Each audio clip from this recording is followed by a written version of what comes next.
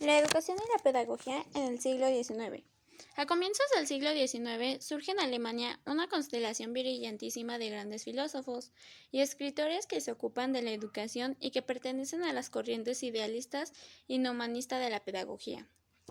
En la primera mitad del siglo XIX predomina la corriente idealista, representada por filósofos a la altura de Fichte, Hegel, Schleicher y por escritores como Goethe. En esta misma dirección idealista se halla la figura de Federico Froebel, el creador de la educación de la primera infancia. También destaca la personalidad más realista de Federico Herbart, el fundador de la pedagogía científica y sus continuadores herbartianos. Lo más valioso de esta época es la consideración de la pedagogía como ciencia, que se realiza a partir de Herbart. La educación gana ahora en precisión y rigor científico.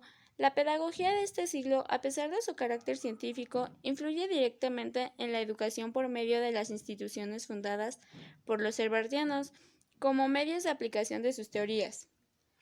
Para Fichte continúa con la corriente idealista iniciada por Kant. Para él la salvación de la nacionalidad está únicamente en la educación. Schleicher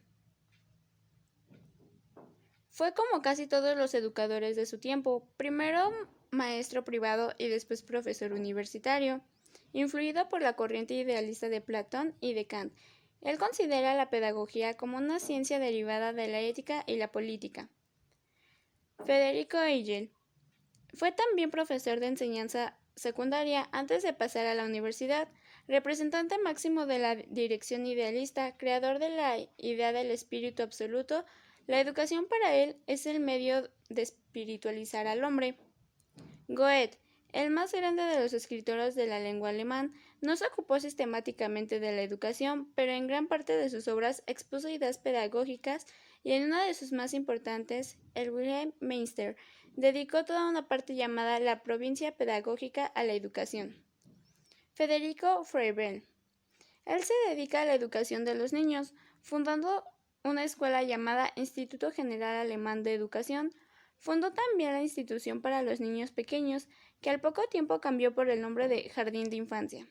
Juan Federico Herbart, el fundador de la pedagogía científica, él estuvo siempre relacionado con la educación, aunque más bien desde el punto especulativo, pedagógico, de que él practicó. Sus experiencias educativas le sirvieron de base para sus meditaciones pedagógicas de gran riqueza y finura. Para él, la pedagogía como ciencia se basa en la filosofía práctica, ética y la psicología. El fin de la educación, según él, es la virtud, que consiste en el acuerdo de la voluntad con las ideas éticas.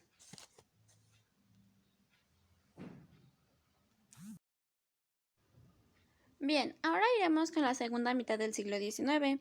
En esta segunda mitad predomina la corriente realista y positivista. Este es un sistema filosófico que se basa principalmente en la experiencia y tiene como objetivo principal el descubrir la realidad a través del método científico. Surge la necesidad del saber del porqué de las cosas, ya que los hombres no encontraron una respuesta en la religión, buscaban respuestas entonces en la ciencia. La pedagogía positivista puso énfasis en los hechos demostrables, en la realidad empírica, esa realidad que existe fuera de sí mismo de modo objetivo. Esta pedagogía está al servicio de las ciencias naturales, pero que también en lo social no se aparta de los hechos, suprimiendo lo metafísico. Esto quiere decir que todo lo referente a valores morales y teológicos. La educación en el siglo XX. La democratización de la misma y de la enseñanza extendida por países europeos y americanos, especialmente, y además de llevar la educación gratuita y obligatoria no solo a nivel primario, sino también al secundario. Esta fue una de las principales características de la educación en este siglo. Durante la primera mitad del siglo se han realizado considerables reformas en la educación. A principios del siglo XX, la escolarización fue un asunto que preocupó a los intelectuales, políticos y pedagogos de la época. La enseñanza obligatoria constituyó un paso importante, aunque insuficiente. La mayoría de la población en edad escolar seguía siendo analfabeta. Más del 80% de los colegios estaban en las ciudades. en un país donde el 70% de la población vivía en el campo. La actividad educativa se vio muy influenciada por los escritos de Ellen Key. La educación progresista se basaba en las necesidades y en las potencialidades del niño, más que en las necesidades de la sociedad o en los preceptos en la religión. Estados Unidos influyó enormemente en los sistemas educativos de América Latina. El siglo XX ha estado marcado por la expansión de los sistemas educativos de las naciones industrializadas de Asia y África. Uno de los cambios muy importantes es el decreto que reconoce la existencia de distintas lenguas. Dicho decreto dice que la enseñanza se realizará en lengua materna hasta los 8 años. Otro decreto tiene que ver con la anulación de la obligatoriedad de la enseñanza de la religión.